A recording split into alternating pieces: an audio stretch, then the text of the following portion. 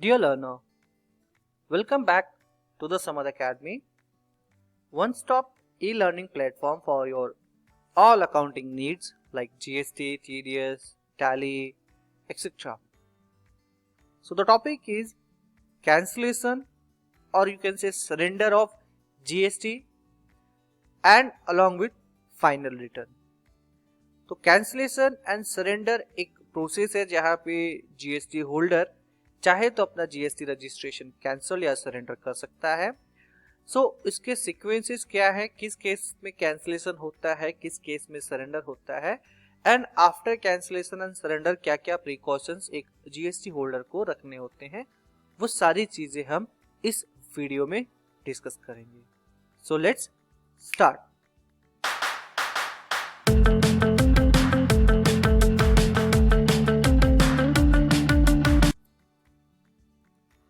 First of all, what is cancellation?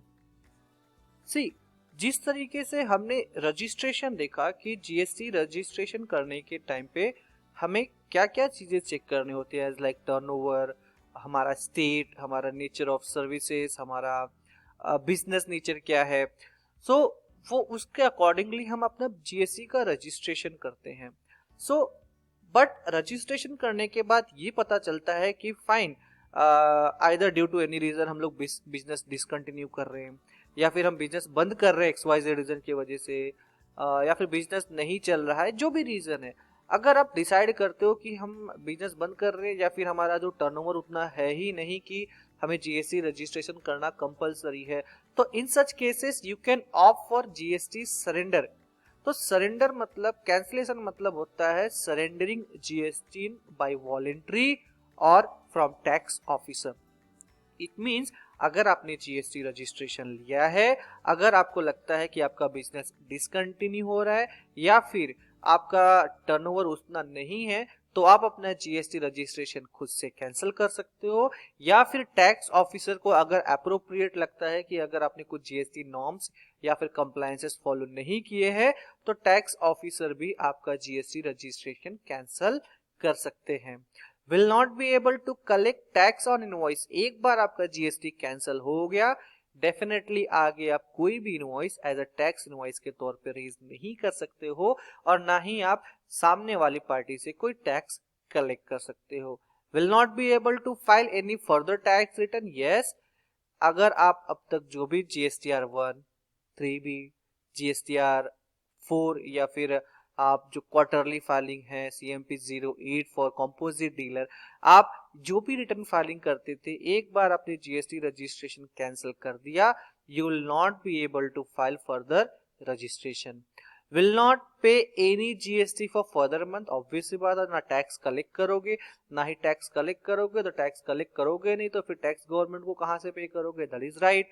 Will not use GST assign to business. अगर आपने अपना GST cancel कर दिया तो जो आपको जीएसटी नंबर असाइंड हुआ था वो आप आगे किसी भी तरह के, अगर आपका बिजनेस कंटिन्यू होता है तो उस केसेस में, दैट इज जहां पे टर्नओवर आपने क्या किया है, टर्नओवर की वजह से आपने कैंसिल किया, तो उस केस में आप ये जीएसटी नंबर कभी यूज नहीं कर सकते हो। In case business continued after cancellation and collection of GST continued, then heavy penalty will apply। Definitely अगर आपने GST कैंसिल किया just because of turnover, then problem नहीं है, आप बिजनेस कंटिन्यू करो, लेकिन आप ना ही जीएसटी नंबर का यूज कर सकते हो, ना ही जीएसटी कलेक्ट कर सकते हो। अगर ऐसा करते हुए पाएगा तो डेफिनेटली पेनल्टीज के इसका अलग अलग सेक्शन है, according to that nature and section आपके ऊपर penalty and taxes with liability के साथ इम्पोज किए जाएंगे। Who can cancel your GST registration? कौन कौन कैंसिल कर सकता है? Cancellation of GST registration can be done by, या तो आप खुद भी कर सकते हो या तो फिर आपका टैक्स ऑफिसर भी कर सकता है। अगर टैक्स पेयर करना चाहता है कि चलो ठीक है, मेरा टर्नओवर तो उतना है ही नहीं, या फिर कोई और रीजन है, मेरा टर्नओवर नहीं होता तो मुझे कैंसिल करना है, नॉट नीडेड बिकॉज मेरा टर्नओवर तो 5 लाख है और हमारे यहाँ पे हमारे स्टेट में लिमिट है इसकी 20 लाख की और मेरा बिजनेस उतना होने वाला अगले 3 साल तक नहीं है, तो ऑब्वियसली बात है मुझे जीएसटी लेके फिर क्या फायदा, मैं क्यों जीएसटी का इसका इतना पे करते बैठूं। सो ऐसे केस में आप जीएसटी अपना सरेंडर कर सकते हो, या फिर ऐसे केसेस जहाँ पे आप बिजनेस को डिसकंटिन्यू कर रहे हो, आइदर डेथ ऑफ पार्टनर या फिर किसी भी वजह से अगर आप अपना बिजनेस को नहीं कंटिन्यू करना चाहते हो, तो उस केसेस में भी अपना जीएसटी आप क्या कर सकते हो, सरेंडर कर सकते हो। टैक्स ऑफिसर को अगर लगता है कि आपने जीएसटी की कंप्लायंसेस, अपने जीएसटी के नॉर्म्स या फिर जो भी रूल्स एंड रेगुलेशन है वो फॉलो नहीं किया, so at that case tax officer as per his decision, as per rules, they can also cancel your GST registration number. And apart from that, legal hears in case of death of taxpayer. अगर taxpayer की ही अगर किसी कारणवश अगर मृत्यु हो जाती है, that is his whole and sole. Partnership में तो क्या होता है, ऑब्वियस बात है, मल्टीपल पार्टनर्स है, but in case of enterprises, sole enterprises, HUF, अगर ऐसे केस में अगर टैक्स पेयर की ही डेथ हो जाती है तो उस केसेस में भी जीएसटी रजिस्ट्रेशन कैंसिल हो सकता है as per applicability and legal जो भी फॉर्मेलिटीज होती है उसके हिसाब से। अब बात करते हैं हम लोग next cancellation by tax payer. Tax payer अपना जीएसटी रजिस्ट्रेशन कैंसिल कब कर सकता है? Point number 1, voluntary registration and cancellation, जहां पे उसे लगता है कि यस मेरा टर्नओवर तो नहीं है तो मैं रजिस्ट्रेशन चाहूं तो कर सकता हूं। सिमिलरली अगर उन्हें लगता है कि नहीं मैंने जीएसटी रजिस्ट्रेशन ले लिया है, भले ही मेरा टर्नओवर नहीं था, but that is creating additional burden on business, so in such cases अगर उनको लगता है तो जीएसटी कैंसिल कर सकते हैं। Discontinue of business, death of proprietor और partner, changes in business line और any other specific reason. So reason बहुत सारे हो सकते हैं, किसी भी रीजन की वजह से जहां पे लगता है कि जीएसटी कैंसिल करना चाहिए वहां पे टैक्स पेयर चाहे तो जीएसटी कैंसिल कर सकता है। Cancellation by tax officer, officer भी आपके जीएसटी कैंसिल कर सकते हैं। The cases are does not conduct any business from declare place of business. अगर आप प्लेस ऑफ बिजनेस डिक्लेयर कहीं और करते हो और वहां पे कोई नामो निशान नहीं है और आप कहीं और से बिजनेस कर रहे हो, तो ऐसे केसेस में आपका जीएसटी कैंसिलेशन हो सकता है अगर टैक्स ऑफिसर को पता चले। और इशू इनवॉइस और bill without supply of goods services, that is आप रूल्स को तोड़ते हो, वायलेट करते हो, आप इनवॉइस रेज करते हो विदाउट सप्लाई ऑफ गुड्स और सर्विसेज, आपने ना कोई सर्विस दी ना कोई गुड्स दिया, फिर भी आपने बिल रेज कर दिया तो प्रॉब्लम है। Violates the anti-profiteering provision, for example not passing on the benefit to ITC to consumer, यानी कि इसका ITC that is input tax credit benefit आप पास ऑन नहीं कर रहे हो टू द एंड कंज्यूमर, तो भी प्रॉब्लमेटिक है। दैट मीन्स कहने का मतलब ये हो गया कि GST registration that is tax officer को अगर लगता है कि आपने अपना रिटर्न फाइलिंग टाइम पे नहीं किया, आपने कंप्लायंसेस फॉलो नहीं किए, आपका जो ड्यू डेट है वो काफी ओवरड्यू हो चुका है, तो on basis of that such ground GST officer can cancel your GST registration number। अब जीएसटी रजिस्ट्रेशन करते कैसे हैं? मैं रिवोकेशन की बात करूं, रिवोकेशन ऑफ जीएसटी नंबर, तो रिवोकेशन से पहले आप जीएसटी रजिस्ट्रेशन कैसे कर सकते हो, लाइव हम पोर्टल पे चल के देखते हैं कि जीएसटी रजिस्ट्रेशन होता कैसे कैंसिल है। तो ये हमने जीएसटी पोर्टल लॉगिन कर लिया है। This is our GST number, हमने लॉगिन जो किया उस पीसी का आईपी एड्रेस, एंड ये this is a dashboard. GST registration करने से पहले हम ऑप्शंस देखते हैं। सर्विसेज, सर्विसेज में यहाँ पे मल्टीपल ऑप्शंस होते हैं। Registration that was related to registration, अगर आपको न्यू रजिस्ट्रेशन करना है, एंड इसके अंदर और भी ऑप्शंस आते हैं, दैट इज आप कैंसिल, आप इसे बोल सकते हो amendment, application to opt of composition levy, track application status. इसमें अमेंडमेंट करने से रिलेटेड, एप्लीकेशन रिलेटेड बहुत सारे ऑप्शंस दिए हुए हैं, लेकिन हमें जो ऑप्शन चाहिए that is application for cancellation of registration. Yes, हमें रजिस्ट्रेशन अपना कैंसिल करना है, तो हम यहाँ पे जीएसटी रजिस्ट्रेशन कैंसिल करने के लिए फॉर्म सिलेक्ट करेंगे और डिटेल यहाँ पे फिलअप करेंगे। हालांकि मैं डिटेल सबमिट नहीं करूंगा। एप्लीकेशन टाइप रजिस्ट्रेशन, यहाँ पे लास्ट मॉडिफाइड डेट क्या है, ड्यू डेट क्या है आपको कंप्लीट करने का, that is 12th of December, and profile percentage आपने कितना परसेंट डिटेल फिलअप कर दिया है। कैंसिलेशन करने से पहले ये आपका address for communication address, address for future correspondence. अगर मान लो ये एड्रेस जो है अगर मान लो रेंटेड पे हुआ, अगर खुद का बिजनेस ऑफिस नहीं है, रेंटेड पे है, तो ऑब्वियस बात अगर आप जब कैंसिल करोगे अपना जीएसटी रजिस्ट्रेशन तो आप इस एड्रेस को एज अ फ्यूचर रेफरेंस के लिए तौर पे यूज मत करो। हाँ, ये मोबाइल नंबर तो डेफिनेटली आपका हो सकता है, लेकिन लैंडलाइन नंबर हो सकता है कि आप बाद में चल के सरेंडर कर दो। सो आपको जो यहाँ पे कैंसिल करने से पहले ये सोचना होगा कि जो भी detail that is address, communication details जो आपने प्रोवाइड किया था, क्या वो फ्यूचर में भी यूज करोगे। हो सकता है कि आपने ये प्रीमाइसेस किसी और को रेंट पे दो बिकॉज आपका खुद का था, लेकिन एटलीस्ट अगर गवर्नमेंट कुछ डिटेल या फिर कम्युनिकेशन लेटर आपको सेंड करना चाहे तो इस एड्रेस पे क्या आप रिसीव कर सकते हो, यस और नो। अगर हाँ रिसीव एड्रेस कर सकते हो तो सेम एज अबव कर दो, लेकिन अगर नहीं कर सकते हो तो आपका जो आगे का एड्रेस होने वाला है, फ्यूचर एड्रेस, जहाँ पे आपको गवर्नमेंट आपसे डिटेल सेंड कर सकती है, कुछ भी अगर रिक्वायरमेंट रहा तो आपसे कांटेक्ट कर सकती है, वो डिटेल आपको यहाँ पे फिलअप कर देना चाहिए। अगर सेम रहेगा तो आप यहाँ पे क्लिक कर दो same as above. By default सारी इन्फॉर्मेशन जो आपका पहले से ही जीएसटी पोर्टल पे रजिस्टर्ड है वो यहाँ पर फिल हो जाती है। तो यहाँ पे मैं इसको करता हूँ 7 कंटिन्यू। 7 कंटिन्यू करने के बाद मेरा प्रोफाइल जो यहाँ पे 34% दैट इज 1/3 मेरा काम हो चुका है। 3 टैब थे, बेसिक डिटेल फिलअप करना, कैंसिलेशन डिटेल फिलअप करना, वेरिफिकेशन दैट इज ओटीपी के साथ सबमिट कर देना। Now we have to select reason for cancellation.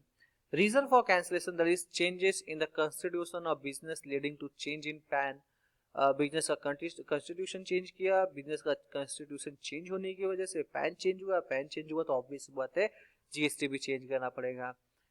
Keys to be liable to pay, discontinue of business, other transfer of business, death of sole proprietor। तो ये cases अगर हो सकते हैं आपकी, एनी XYZ केसेस हो सकते हैं, आपको एक केसेस सेलेक्ट करना है। लेट से अदर सेलेक्ट करते हो तो XYZ रीजन की वजह से आपको यहाँ पे मेंशन करना है। मैं यहाँ पे लेता हूँ let say death of sole proprietor. I am just giving an example, date of which registration should be cancelled, let say मैं 27 को कहता हूँ। डेट ऑफ डेथ, पार्टनर का डेथ कभी हुआ, लेट से 1 नवंबर को पार्टनर का डेथ हो गया, यहाँ पे मेंशन करते हैं 27 को हम कैंसिल कर रहे हैं।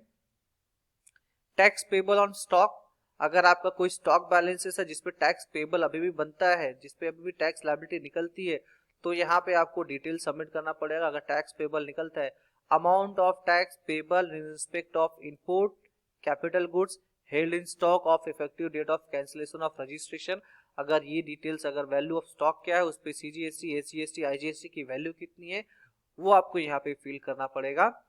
Debit entry number, details of tax paid, अगर आपने कितना टैक्स पे कर दिया वो डिटेल भी आपने एडवांस पे करके रखा हो तो यहाँ पे डिटेल डालना है।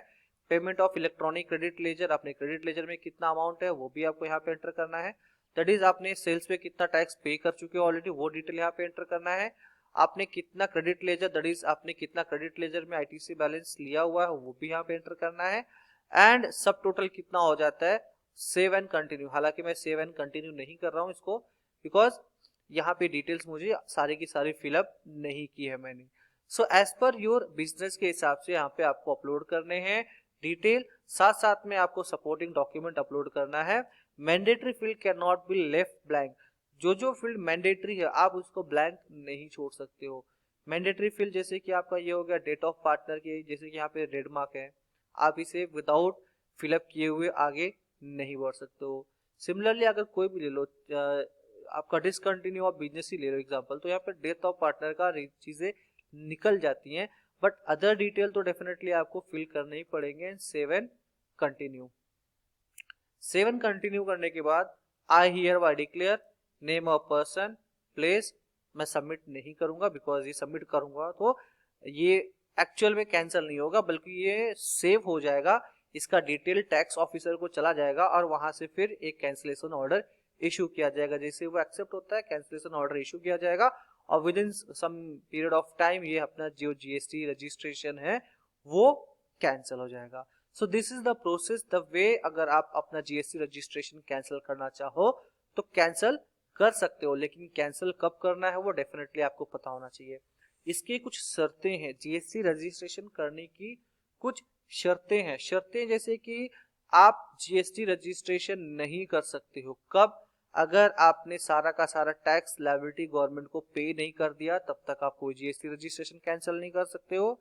आपने जब अब तक सारा रिटर्न, चाहे वो जीएसटीआर 1 हो या फिर जीएसटीआर 3 भी हो या जो भी रिटर्न आपको अप्लीकेबल है, जब तक कि आप सारा रिटर्न फाइल नहीं कर देते हो तब तक आप अपना जीएसटी रजिस्ट्रेशन कैंसिल नहीं कर सकते हो। लेट्स से अगर मैं बात करूं नवंबर में मुझे अपना जीएसटी कैंसिल करना है तो नवंबर से पहले जितने भी मुझे जीएसटी रजिस्ट्रेशन पे करने हैं, कंपल्सरी फाइल करने हैं, वो सारे के सारे मुझे फाइल करके रखने हैं।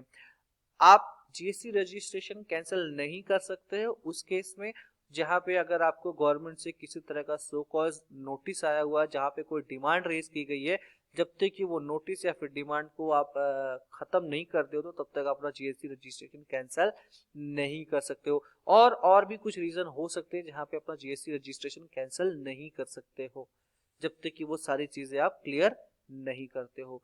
एक बार आपका जीएसटी आपका कैंसिल हो गया तो यहाँ पे जो ऑप्शन आपने देखा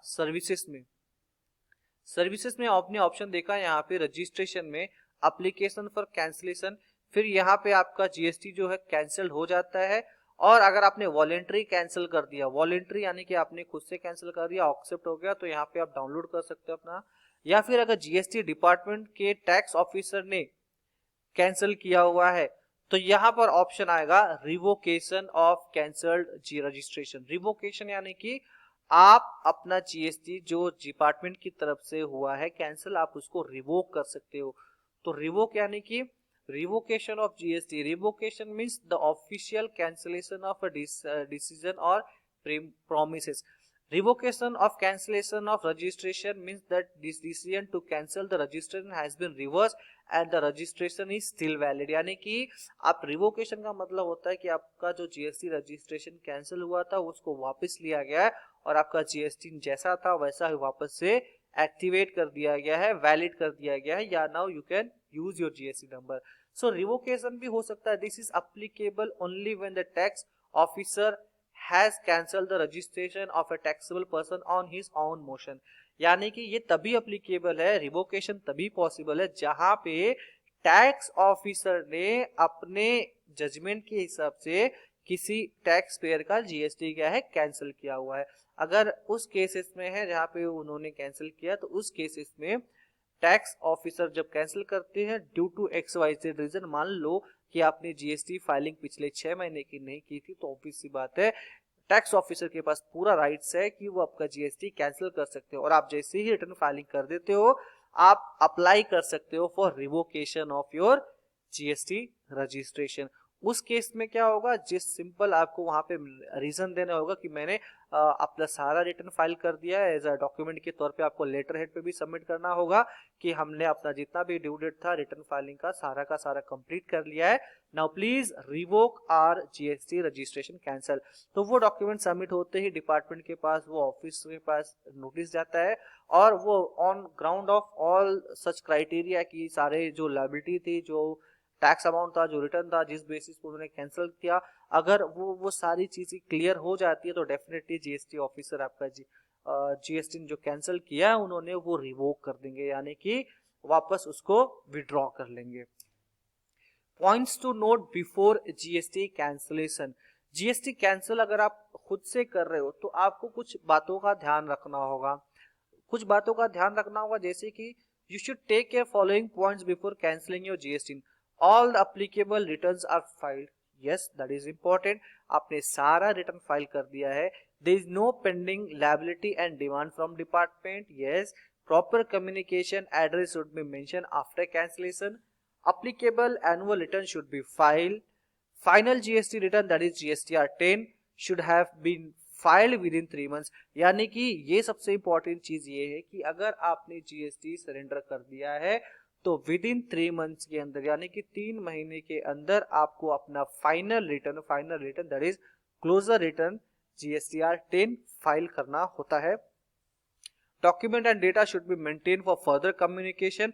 जो भी आपके पास डेटा अवेलेबल है, डॉक्यूमेंट्स अवेलेबल, आपको ये आपके पास एज ए स्टोर करके रखने होंगे, आप उसको डिस्कार्ड नहीं कर सकते हो। दैट इज कितने टाइम तक रखने हैं ये चीज भी हमने थियोरेटिकल पार्ट में डिस्कस कर लिया है। देयर इज नो नोटिस और एनी लेटर पेंडिंग, यानी किसी तरह से कोई नोटिस या फिर किसी तरह से डिमांड गवर्नमेंट की ऑफिसर की तरफ से अगर पेंडिंग है तो आप नहीं कैंसिल कर सकते हो। In case business continue after cancellation do not use GST और कलेक्ट टैक्स।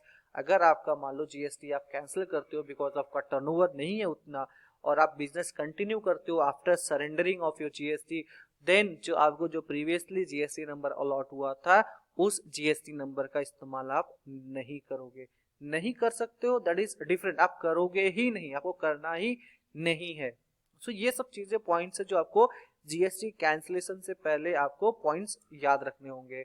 अब हम बात करते हैं final returns, that is GSTR 10। अब ये जीएसटीआर 10 क्या होता है, इसका एक छोटा सा डिटेल में हम समझेंगे, फिर हम इसको देखेंगे कि ये फाइल कैसे होता है। ये उस केसेस में होगा जहां पे अपना जीएसटी आपने खुद से कैंसिल कर दिया या फिर आप कहो तो सरेंडर कर दिया है। A taxable person whose GST registration is cancelled or surrender has to file a return in the form of GSTR 10. This return is called as final return. Yes, जिसने भी अपना जीएसटी सरेंडर किया है उन्हें with in 3 months के अंदर एक return filing करना है GSTR 10।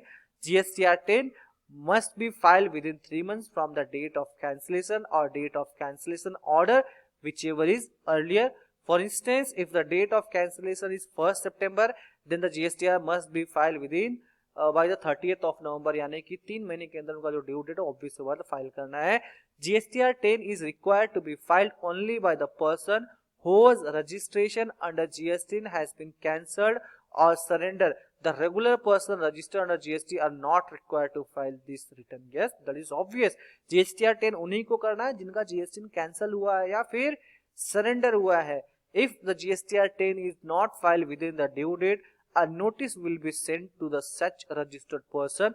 The person will be given 15 days time for filing the return with all documents required. If the person still fails to file the return, the tax officer will pass the final order for the cancellation with the amount of tax payable along with the interest and penalty. Yes, जहां पे भी आप due date follow नहीं करोगे तो वहां पे आप by default interest and penalty का नाम तो सुनोगे ही सुनोगे। तो details should be provided in GSTR 10। GSTR 10 में आपको क्या क्या डिटेल देना है, GST number, legal name, business name, address, application refund number that is ARN number, effective date of surrender कब किया आपने, whether cancellation order has been pass, cancellation order आ गया क्या आपके पास, if yes unique ID of cancellation order, date of cancellation order, particular of closing stock, कितनी closing stock पड़ी हुई है, वो सारी डिटेल्स आपको जीएसटीआर 10 में सबमिट करनी होती है। और बहुत सिंपल है जीएसटीआर 10 फाइल करना, is not a tough task. GSTR 10 जो है आपको करना क्या होगा, आपने एक बार जीएसटी रजिस्ट्रेशन कैंसिल कर दिया तो रजिस्ट्रेशन कैंसिल करने के बाद प्रोसेस में सर्विस में जाना है, रिटर्न्स में जाना है, यहाँ पे ऑप्शन आता है आपको फाइनल रिटर्न। फाइनल रिटर्न में आप जीएसटीआर 10 देख सकते हैं, प्रिपेयर ऑनलाइन, प्रिपेयर ऑफलाइन, आप जैसा भी सिलेक्ट करना चाहे। लेट्स से मैं ऑनलाइन सिलेक्ट करता हूँ। ऑनलाइन सिलेक्ट करने के बाद ये डिटेल्स आते हैं, आपकी कंपनी के नाम, डिटेल, और यहाँ पे effective date of cancellation of registration, आपने किस दिन कैंसिल किया उसका इफेक्टिव डेट क्या है, reference number of cancellation order, cancellation order जिस दिन इशू हुआ उसका रेफरेंस नंबर है, डेट ऑफ कैंसिलेशन ऑर्डर किस दिन कैंसिल हुआ वो उसका रेफरेंस नंबर, इफेक्टिव डेट क्या है और ड्यू डेट क्या है आपको जो आपका जीएसटीआर 10 फाइल करने का, that is within 3 months. तो steps to prepare GSTR 10 filing करने से पहले आपको डिटेल्स क्या क्या, provide the address for future, click to save table 85, वो टेबल कौन कौन से वो भी हम देखेंगे। चलिए हम यहाँ पे सेलेक्ट करते हैं details, that is particular certified chartered accountant. सबसे पहले यहाँ पे अगर आप देख सकते हो address for the future correspondence, पहले तो आपको यहाँ पे एड्रेस फिलअप करना है कि आपको फ्यूचर में आपसे किस एड्रेस पे या फिर किस कम्युनिकेशन एड्रेस पे हम आपको रीच कर सकते हैं वो फिलअप करना है। Then CA certificate, particulars of certifying chartered accountant और cost accountant where applicable. Okay, GST audit कौन कर सकता है, chartered accountant, cost accountant. Chartered accountant शायद आप चार्टर्ड अकाउंट बन सकते हो, बिल्कुल बन सकते हो, लेकिन उसके लिए एफर्ट एंड टाइम आपको उस लेवल पे डेडिकेट करना पड़ेगा।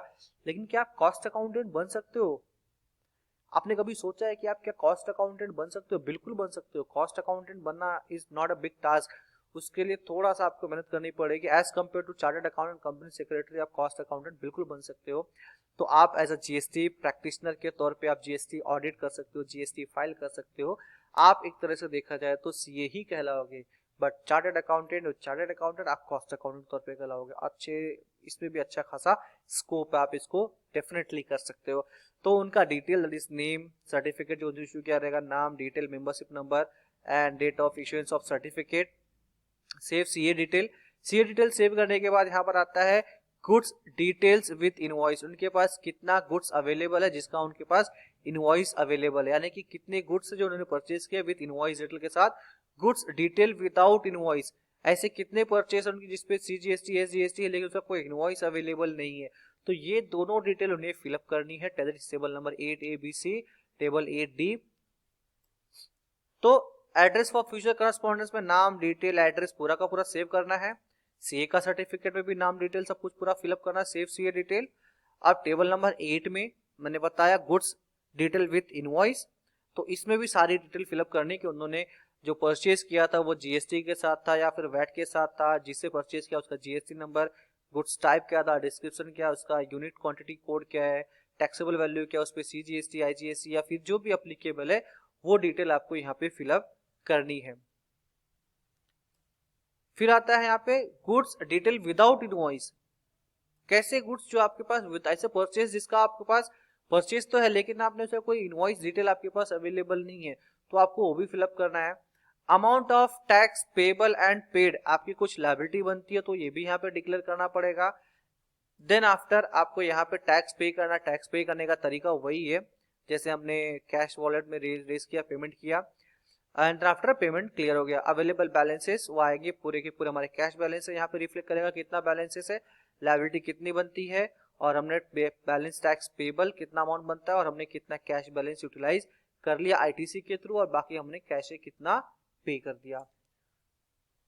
Records to be maintain after cancellation, से जीएसटीआर 10 फाइलिंग करना बहुत इजी है, ज्यादा कुछ टफ टास्क नहीं है, बट डिटेल्स आपके पास अवेलेबल होनी चाहिए, proper details and future corresponding detail भी आपको सबमिट करनी होती है। बात करते हैं records to be maintain after cancellation. A taxpayer is required to continue to maintain the following records: register of goods purchased, purchase register, sales register, stock register, ITC availed, output tax liability, output tax paid। ये कुछ details ऐसे हैं records भी maintain, आकर ये आपने GST cancel कर दिया है उसके बाद भी ये डिटेल्स, ये जो रिकॉर्ड्स है आपके पास अवेलेबल होने चाहिए। तो हमने ये चीजें कवर कर ली कि एक्चुअल में रजिस्ट्रेशन कैंसिल कैसे हो सकता है, और साथ साथ में आपको फाइनल रिटर्न फाइल कैसे करना है, वो सब चीजें हमने कवर कर ली। अब मैं कुछ पॉइंट्स इस टॉपिक में जो कि हमने नहीं कवर किया लेकिन उसको भी यहाँ पे हम डिस्कस कर लेते हैं। मैं वेबसाइट पे आपको कुछ चीजें मैं आपको एडिशनल तौर पे यहाँ पे बताना चाहता हूँ जो कि हमने बाकी छोटे छोटे टॉपिक है जिसको हमने अदर टॉपिक में कवर नहीं किया हुआ है, जो कि जीएसटी पोर्टल जो है यहाँ पे सर्विस के फील्ड में यहाँ पे कुछ इंफॉर्मेशन है। दैट इज मैं सारे टैब ऑप्शंस की बातें कर रहा हूँ, यहाँ पे क्या क्या टैब ऑप्शन आपके किस काम आ सकते हैं।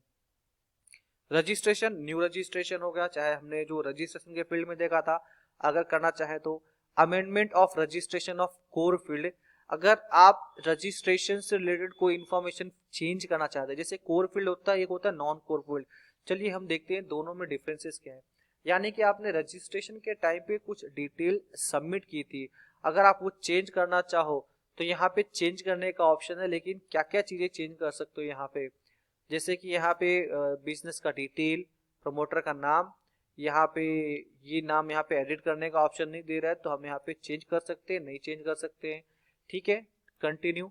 जहां तक हमें पता है कि यहाँ पे आप जो कोर फील्ड के इन्फॉर्मेशन है, दैट इज बिजनेस के कोर फील्ड के इन्फॉर्मेशन, यहाँ पे आप किसी तरह का कोई चेंज नहीं कर सकते हो। यहाँ पे सेव एंड कंटिन्यू, यहाँ पे अगर मैं एडिट करता हूँ तो बिल्कुल यहाँ पे मुझे ऑप्शन दे रहा है बिल्डिंग एड्रेस फ्लैट नंबर, यहाँ पे चेंज करने का, इसको हम चेंज कर सकते हैं बिकॉज ये इन्फॉर्मेशन यहाँ पे एडिट के लिए अवेलेबल है। अगर मुझे यहाँ से कोई चेंज करना, जैसे कि नेचर ऑफ बिजनेस मुझे चेंज करना है कि रिटेल बिजनेस है, ऑफिस सेल का है बिजनेस है, या फिर कुछ भी है, और रीजन हमें क्या देना होगा, जो भी हमारा रीजन है कि हमने क्यों चेंजेस किया, क्या अमेंडमेंट किया, वो भी यहाँ पे चेंज कर सकते हैं, सेव करना है। Additional place of business, yes, इसका अलावा हमारा कोई एडिशनल प्लेस ऑफ बिजनेस है तो हम यहाँ पे एंटर कर सकते हैं, लेकिन यहाँ पे ऐड न्यू का क्यों आ रहा है, import, if you need to add details of additional place of business go to principal place of business tab, select yes, have additional place of business, yes। यहाँ पे principal place of business, अगर आपने registration का process देखा होगा तो हमने वहां पर डिस्कस किया था कि रजिस्ट्रेशन के टाइम पे principal place of business detail कैसे डिक्लेयर करती है। वहां पे आपको ऑप्शन सबसे नीचे आता है have additional place of business, इसको यस करना है। इसको यस करने के बाद यहाँ पे एडिशनल प्लेस ऑफ बिजनेस के टैब में यहाँ पे ऑप्शन आता है, लेकिन ये आने की यस करने के बाद मुझे ये सेव करना होता है, सेव एंड कंटिन्यू। अब मैं यहाँ पे एडिशनल प्लेस ऑफ बिजनेस यहाँ पे डिटेल डिफाइन कर दूं। कितने मेरे प्लेस ऑफ बिजनेस है, दिल्ली से 2। ऐड न्यू, तो मुझे ऐड न्यू करना है, तो दोनों मुझे एड्रेस डिफाइन करने पड़ेंगे, पूरा का पूरा डिटेल, फिर वेरीफाई। तो यहाँ पे कोर फील्ड यानी कि रिलेटेड हो गया। अब मैं बात करूं यहाँ पे सर्विसेज के अंदर ही एक और फील्ड दिया हुआ है, non core field, amendment of registration non core field. हालांकि मैंने कुछ चेंजेस नहीं किया वहां पे। आप यहाँ से क्या क्या चेंज कर सकते हो, रजिस्ट्रेशन नंबर, अपना TIN number, central sales tax number, जहां पे भी ऑप्शन आपको दिख रहा है एडिट का, आप वहां पे डेफिनेटली एडिट कर सकते हो, उसको चेंज कर सकते हो। डिलीट, एडिट, चेंज करना चाहो, ठीक है। अभी यहाँ से प्रोमोटर्स पार्टनर्स डिटेल, क्या इनका डिटेल चेंज कर सकते हो, बिल्कुल चेंज कर सकते हो। स्टैट्यूटरी जो ऑथराइज सिग्नेटरी उनका भी डिटेल, रिप्रेजेंटेटिव, जहां पे भी इंफॉर्मेशन आपको लगता है कि यहाँ पे चेंज करने का ऑप्शन है, मैं चेंज करना चाहता हूँ, आप बिल्कुल उसे चेंज कर सकते हो।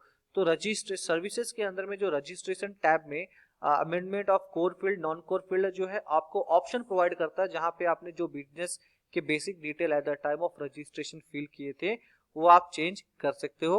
Application to of composition levy, जैसे कि अब ये क्या होगा कि हमने अपना रेगुलर डीलर में जीएसटी में रजिस्ट्रेशन कराया, लेकिन अब हम चाहते हैं कि हम कंपोजिट में कन्वर्ट करना चाहते हैं, बिल्कुल कर सकते हो।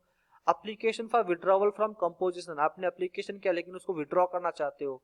ट्रैक एप्लीकेशन स्टेटस, किसी तरह का अगर आपको देखना है कि मैंने जो एप्लीकेशन किया था कंपोजिट के लिए उसका स्टेटस क्या है। Application for withdrawal, okay. Stock intimation for opting composition levy, अगर आप दैट इज कंपोजिट में ट्रेवल मतलब ट्रांसफर हो रहे हो फ्रॉम रेगुलर टू कंपोजिट, तो आपको स्टॉक रिलेटेड डिटेल फिल करनी होगी। एप्लीकेशन फॉर कैंसिलेशन तो हमने पहले ही देख लिया है। तो रजिस्ट्रेशन में ये सारे के सारे जो टैब ऑप्शंस है हर एक का इंपॉर्टेंस है, आप according to need and requirement के हिसाब से यूज कर सकते हैं। लेजर में हमने यहाँ पे cash, liability, credit ledger, payments toward demand, अगर डिमांड की तरफ से कोई लायबिलिटी आती है तो यहाँ पे देख सकते हैं। रिटर्न्स में रिटर्न डैशबोर्ड जो कि देख लिया है। ट्रैक रिटर्न स्टेटस, क्या क्या फाइल हुआ है, ITC forms, TDS and TCS credit receive, ये चीज तो छोटे सा टॉपिक के तौर पे ऑलरेडी अवेलेबल है, आप यूट्यूब चैनल पे बिल्कुल चेक कर सकते हो, हमारे वहाँ पे ऑलरेडी है कि टीडीएस टीसीएस जो कटता है उसके केसेस में आपका कैसे वो पैसे को क्लेम कर सकते हो। View file returns, transition form जैसे trans 1, trans 2, annual return, tax liability and ITC comparison, अगर आप देखना चाहो कितना टैक्स लायबिलिटी पे किया और उसके अगेंस्ट आईटीसी कितना था, वो एज ए कंपैरिजन टेबल के तौर पे यहाँ पे देख सकते हो। पेमेंट में challan, challan history, installment calendar, save challan, application for deferred payment, grievance, user services में my application, save, download certificate आपका जीएसटी का, व्यू नोटिसेस एंड ऑर्डर, आपको जो नोटिसेस आए, holiday list, view my submissions, feedback, view my submitted LUTs that is called letter of undertakings, engage disengage with GST practitioner, ITC 02 pending for action, cause list, view additional notices, अगर आपको किसी तरह के notice है तो refund तो already table हमने देख लिया है। ई वे बिल सिस्टम, ये भी चीजें हमने कवर कर ली हैं। तो ये कुछ इंफॉर्मेशन थे जो आपको हमें बताना जरूरी था, हालांकि हर एक पॉइंट्स जो छोटे छोटे हैं जो हार्डली कभी यूज में आते हैं, इस्तेमाल में आते हैं, लेकिन अगर आपको लगता है कि इस टॉपिक पे मुझे इंफॉर्मेशन डिटेल में चाहिए तो बिल्कुल हम बना के दे सकते हैं। बट बेसिक इंफॉर्मेशन इज कि हमें एटलीस्ट हर एक पॉइंट्स के बारे में इंफॉर्मेशन तो होनी ही चाहिए। देखो इंफॉर्मेशन दो तरह की हो सकती है, एक प्रैक्टिकल होता है, थ्योरेटिकल होता है। थ्योरेटिकल होता है कि हाँ ये चीज वर्क कैसे करती है हमें पता है, एक होता है प्रैक्टिकल। प्रैक्टिकल में क्या होता है कि ये चीजें डेली में यूज नहीं आती है, कभी कभार रेयर केसेस है, तो उस केसेस में क्या आप प्रैक्टिस भले ही करो, लेकिन अगर वो एक्टिविटी आप 1 साल के बाद 1.5 साल के बाद वापस आती है तो आपने जो प्रैक्टिकल काम किया वो आपको डेफिनेटली उस टाइम पे उतना याद नहीं होगा। लेकिन थ्योरेटिकल मतलब याद होना चाहिए कि हाँ ये प्रोसेस कैसा करता है, जब तक आपको मालूम नहीं होगा कि ये चीज होती कैसे तो आप प्रैक्टिकल नहीं कर सकते हो। सो कहने का मतलब ये हो गया कि जितने भी इंफॉर्मेशन यहाँ पे दी हुई हर एक का बेसिक इंफॉर्मेशन तो आपको पता होना ही चाहिए। सो यहाँ पे हम करते हैं इसको क्लोज। तो ये टॉपिक भी हमारा क्लोज होता है जहाँ पे हमने डिटेल्स में डिस्कस किया different different options, process of registration cancellation कैसे होता है, रिवोकेशन हो गया, और हमारे फाइनल 10 जो रिटर्न फाइलिंग करना उस केस में हमें क्या क्या डिटेल सबमिट करती पड़ती हैं। Apart from that, if you have any further query related to this topic or anything that you wish कि नहीं ये टॉपिक भी हमें कवर करना चाहिए था, ये टॉपिक भी डिटेल में डिस्कस करनी चाहिए थी, तो हो सकता है कि वो टॉपिक ऑलरेडी हमारे यूट्यूब चैनल पे अवेलेबल हो। तो आप यूट्यूब चैनल एक बार सर्च कर लो, अगर वहाँ पे अवेलेबल नहीं है तो आप हमसे रिक्वेस्ट कर सकते हैं, हम एक लगा तो वीडियो उसका सेपरेट बना के यूट्यूब चैनल पे डाल सकते हैं, या फिर लगा तो उसका एक टॉपिक ही हम अलग से कवर कर सकते हैं, जो कि अगर लगेगा इस पार्ट का होना चाहिए तो बिल्कुल हम इस पार्ट में कवर करेंगे।